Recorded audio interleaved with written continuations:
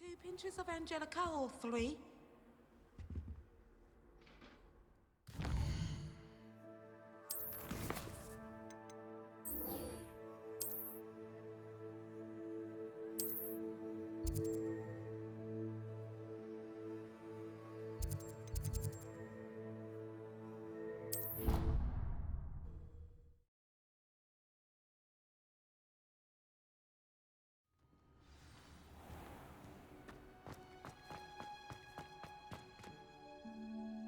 My brother's doing well, thanks to you.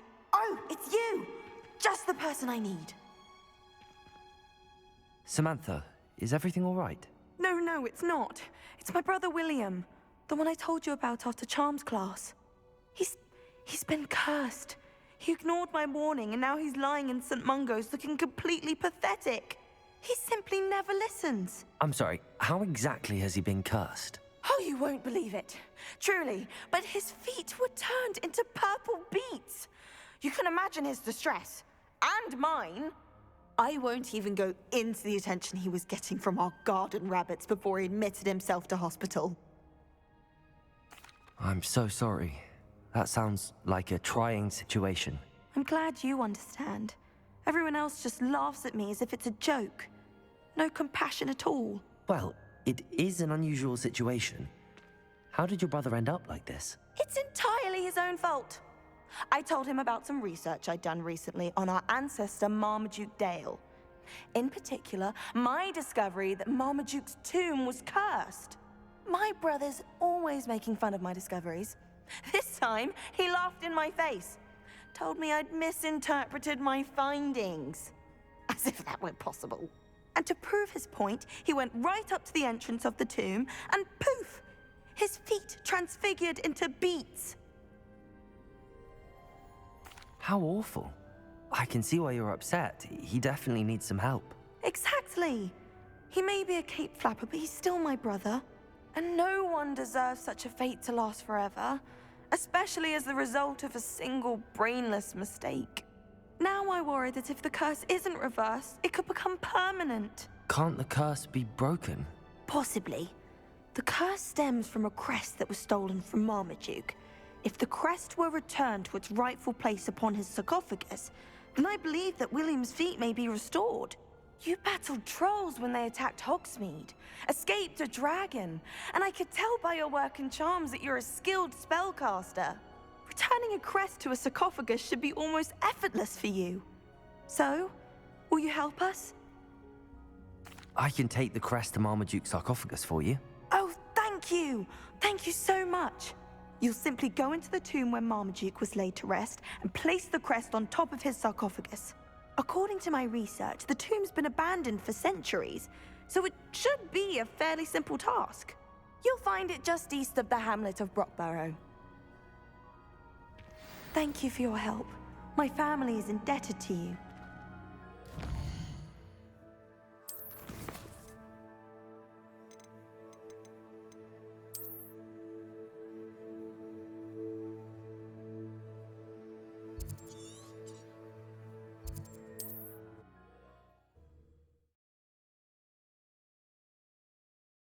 I need to find the tomb near Brockborough and place Samantha's family crest on a sarcophagus there.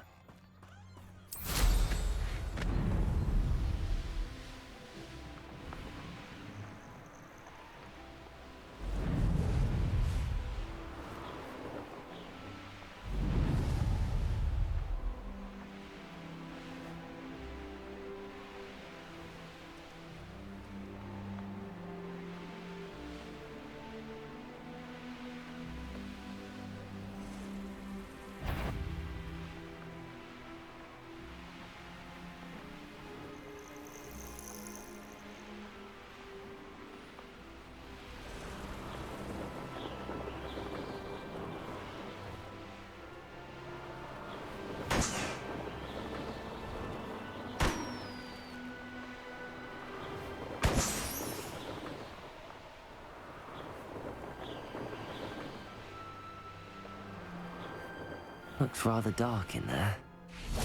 Never stopped me before.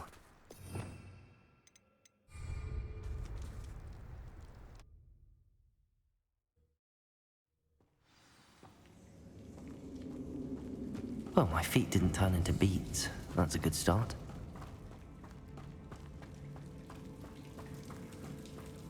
Incendio! Bombarda! Should have known a hub.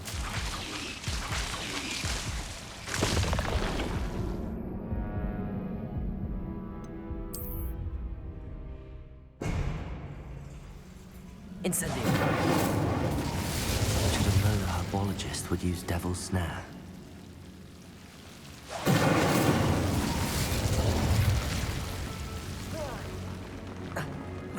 A troll? You can't be serious. Revelio!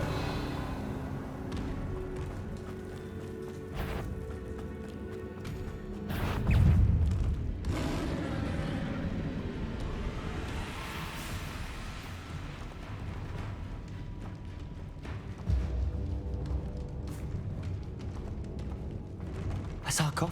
That should reverse the curse. Hopefully.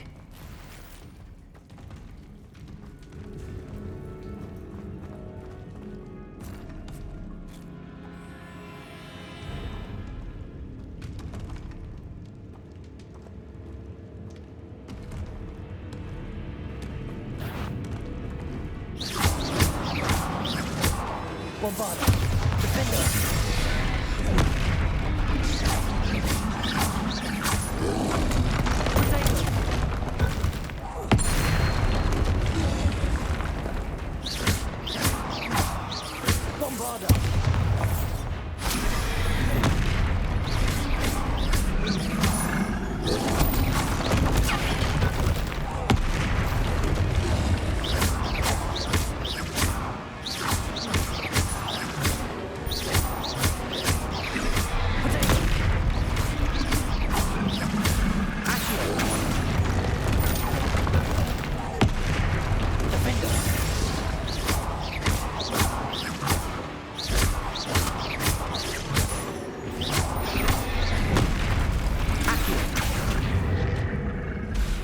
Bombarda! Protect!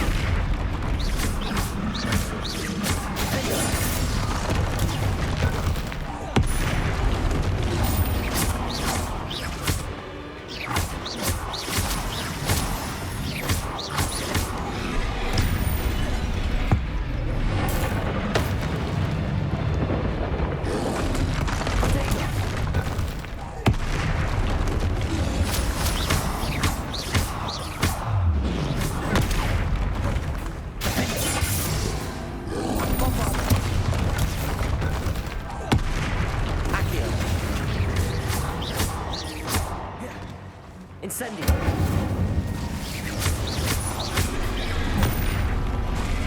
Accio! Potato!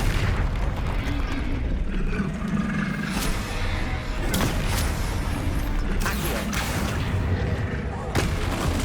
Defender!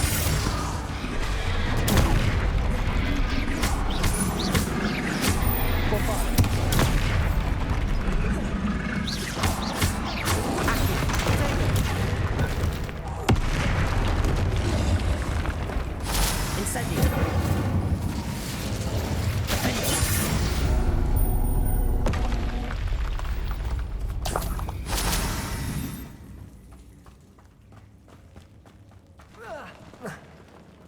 Revelio.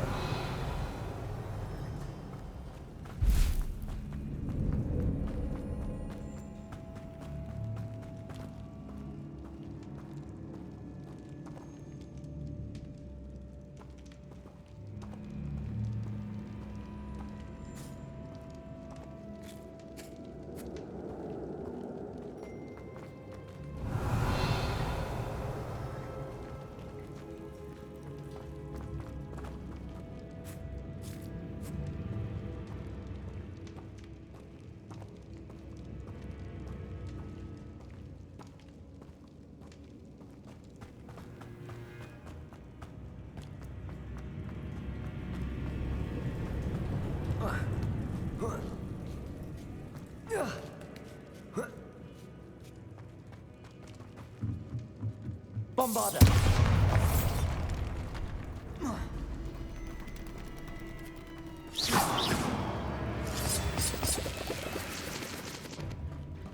Revelio. Bombarda.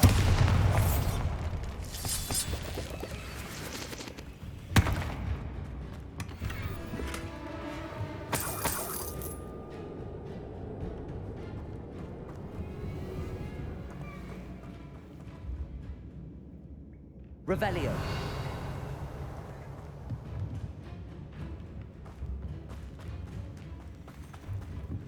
Incendio. Bombarda.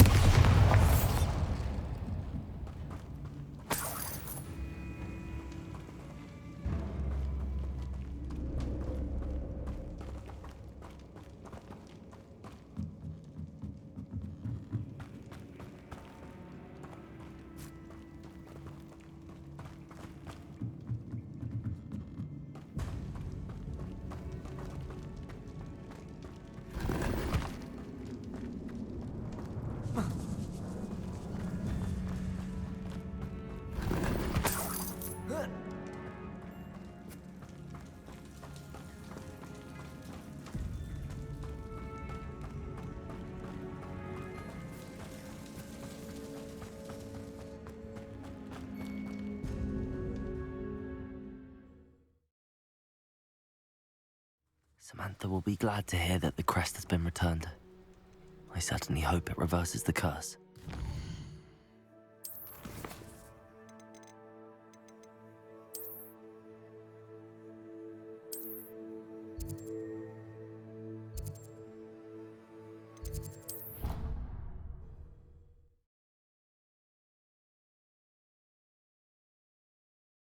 How nice to see you, my young friend.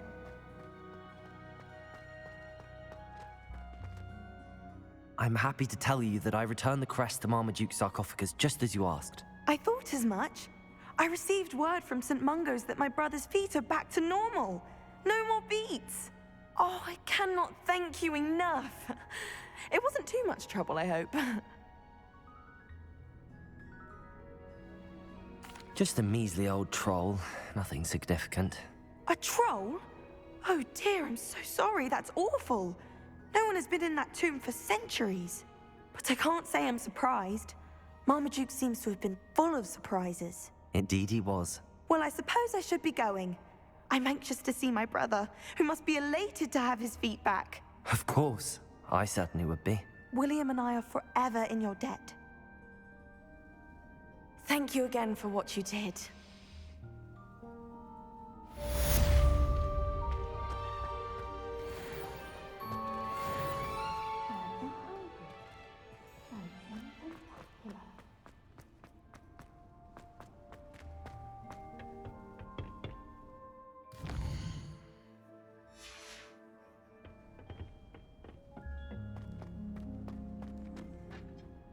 I've finished the activities you assigned me, Professor Garlick. Wonderful. I hope you gained a greater appreciation for the flora in our lives. I am forever enraptured by it. Just yesterday, I spent hours pruning my self-fertilizing shrubs and flutterby bushes. Didn't realize how long I'd been at it until the sun began to set. Well, if there's one thing I love to see more than my plants thriving, it's one of my students doing the same. Now, ready to learn Flipendo? Chin up, keep a light grip, and it's all in the wrist. Let's see you give it a go. You will want to focus with this spell. Nothing as mortifying as knocking back a colleague when all you wanted to do was move a few pots. Wonderfully done! If you'd like to practice a bit more, you're welcome to do so here in the greenhouse. Just mind the plants, please.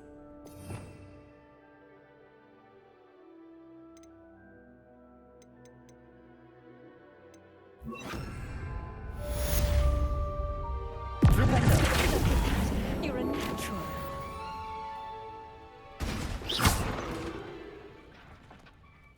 Revelio.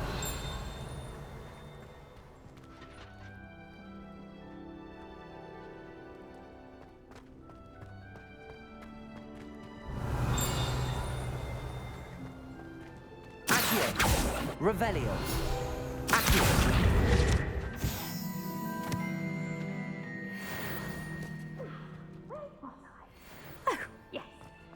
house won't keep itself in order without a nudge from me.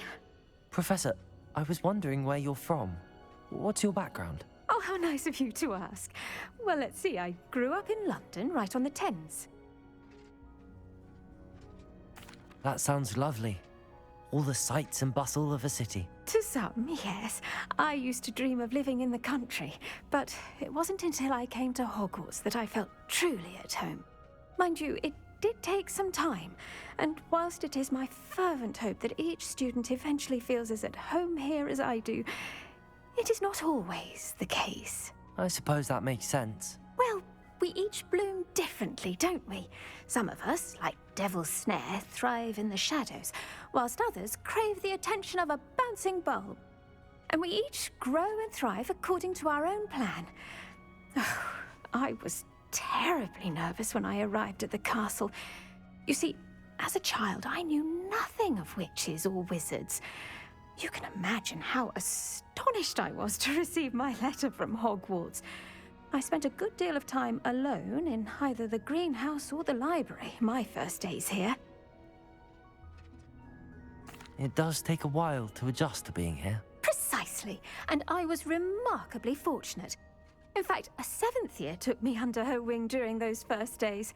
She remains one of my dearest friends. Was it Sirona Ryan? It was indeed. How on earth did you know that? Sirona has been a good friend to me as well.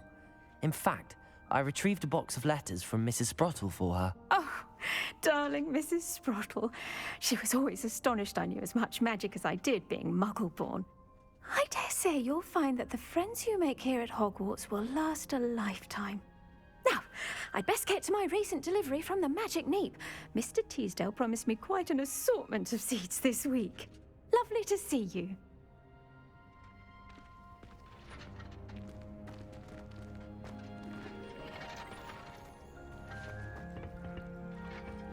Revelio.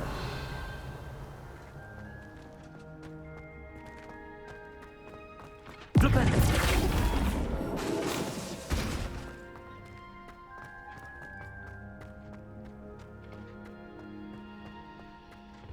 Revelio. Flipendo. Incendio.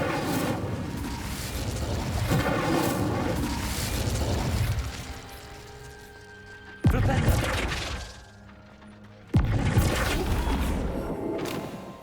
Accio.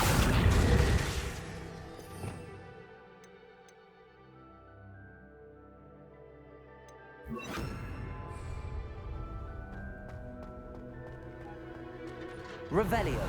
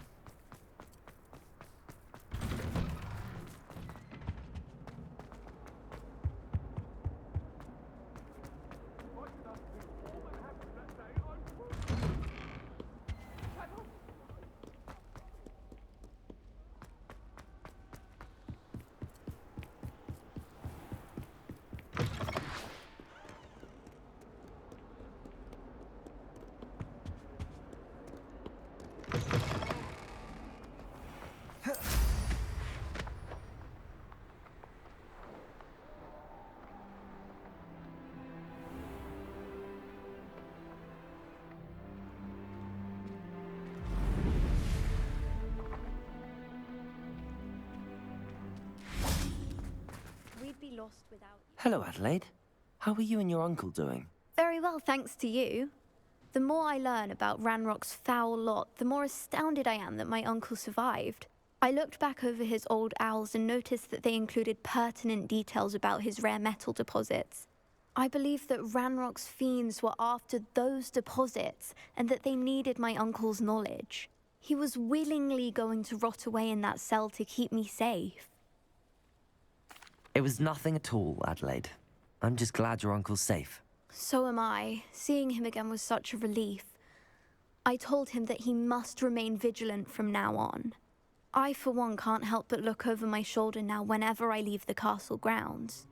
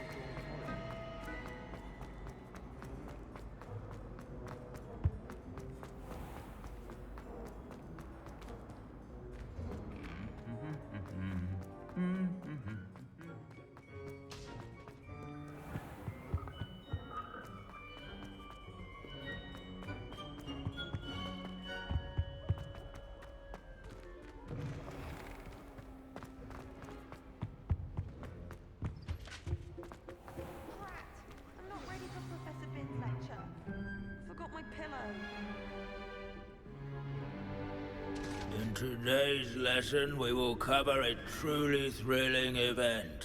The Goblin Rebellion of 1752 and all its triumphant tragedy. But more specifically, we will address the devastating effect it had on the wizard milling industry.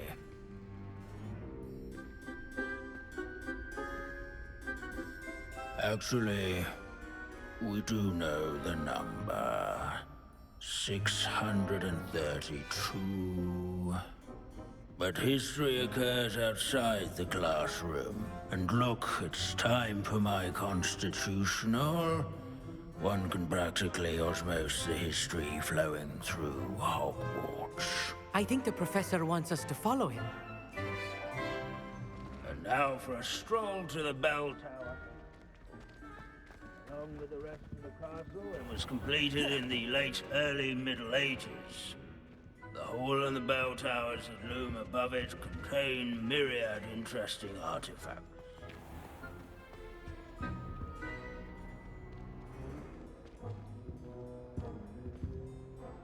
Good to see you again. Recovered from that nasty bout of dragon pox, have we? That wasn't me, Professor. I'm new here. Are you? Well then, welcome. No doubt you're eagerly anticipating my analysis of various wizarding councils, codes, statutes, and of course, goblin rebellions. Not all goblins are rebellious. Some venture into wizarding politics, such as Eargit the Ugly. Some are talented artisans, such as Bragbor the Boastful. Did you say Bragbor? I know that name. Lord Gok said he was an ancestor of Ranrock. Well known for his metalwork. I would imagine much of his goblin-wrought iron and silver has survived to this very day. Now, where were we? Oh yes. Back to our class topic for today. GRIMBALD WEPT. Another. Curious students can find him on display. Revelio. Accio. No, that's not cool. Students introduce themselves to this hero.